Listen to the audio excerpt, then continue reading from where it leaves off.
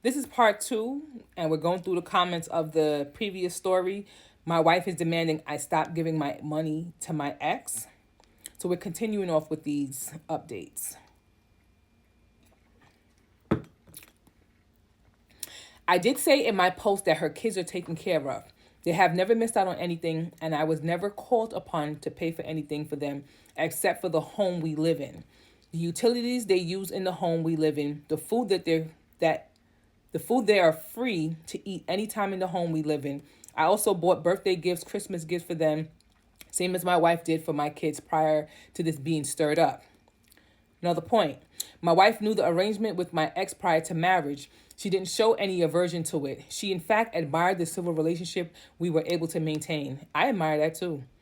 Because I feel like she's acting like this as well because her own is a deadbeat. And he's not giving any money anymore. And her businesses are gone. So now she's trying to figure out where else she can get some money from. And it seems to be from your kid's mouth. I know that the co-parenting relationship I have with my ex is not usual and in fact unusual. I have family and friends that struggle with co-parenting with their exes. So my wife's relationship with her ex didn't send up any red flags. Comments in the very post suggested toxic relationships people have with exes or reference what they witnessed experience with their own divorced parents. Red flags don't always show themselves and frankly people can change. My wife now is not my wife from even a year ago. And that's sad. That's sad. The pandemic kind of shook her up, it seems. I don't financially support my ex. I support my kids and everything that they need. Yes, I contribute to my ex's rent because I want my kids in a decent apartment in a decent neighborhood, and my ex can't afford that without my help. I also want my kids to eat nutritious meals, so I give my ex money to make sure they're getting fresh vegetables and fruits so they can eat meat and fish that's not processed or comes in a can. And this means she's home in time to cook for our kids. My ex doesn't have to work long, exhausting hours to live in a crap apartment in a crap part of town or fill my kids up on crap food from the convenience store. That they will live, eat well is important to me.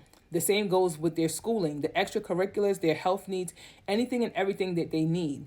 I don't pay for it all on my own, but because I pay what I do for my kids can be the best that their mother and I can afford. Before anyone asks, yes, my stepkids also get the same good home and same good at home and good food from me. I'm not filling them up with fast food and snacks that have little nutritional value while my kids get proper food. I really don't see why the amount I give my ex for my kids matters. I would give my kids 100% of my paycheck if they needed it, even if it meant that I have to live in my car and cook ramen on a butane burner in the park at night. Not that it would ever happen. My ex would let me sleep on her couch if it ever came to that. As for my ex and why we broke up, because I'm trying to figure out that, because the same way y'all are having this type of relationship, it's not like you should be with your ex and not with your wife. Just saying. Some things don't work out for whatever reason. Sometimes people get along much better as friends than they do as a couple. From the comments I've read, because there are already too many for me to get through right now, no one is saying anything about my stepkids apart from they need to get jobs. I want to say that my stepkids are great kids, just putting that out there. First of all, your wife need to get a job full time. And I get the whole sometimes people are better as friends than in a relationship, but the way how you are out there in the relationship that y'all have, you and your ex have as co-parenting, just sounds like y'all would be so much better off. Like y'all sound like y'all are amazing together. So I'm a little taken aback. Like y'all work so good as co-parenting. Why y'all not together? Because the fact that you have a wife and she would even go through the process of buying y'all food, making home cooked food, and dropping it off for y'all during the pandemic. Even to the point where you would say, if you had no place to live, she would at least let you sleep on the couch. You need to rethink your relationship with your wife. I'm not even gonna lie. Because the fact that yes she had contributed, but the fact that she is okay with taking money out of your kid's mouth and want to cut back on the lifestyle you give your kids because she wants to have extra pocket money, baby, you need to go get a full-time job. That's how I'd have been. That's how I'd have saw it.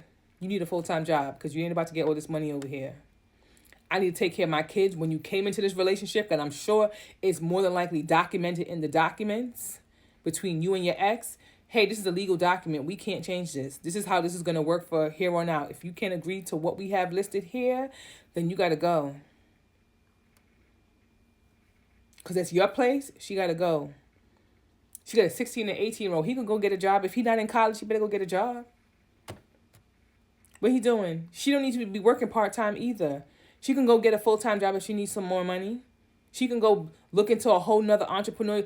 Businesses are coming back up.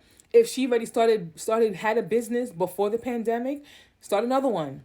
She already knew what she needed to do to get that business started. Now we're post-pandemic. Do it again. I'm sure you'd be willing to help out.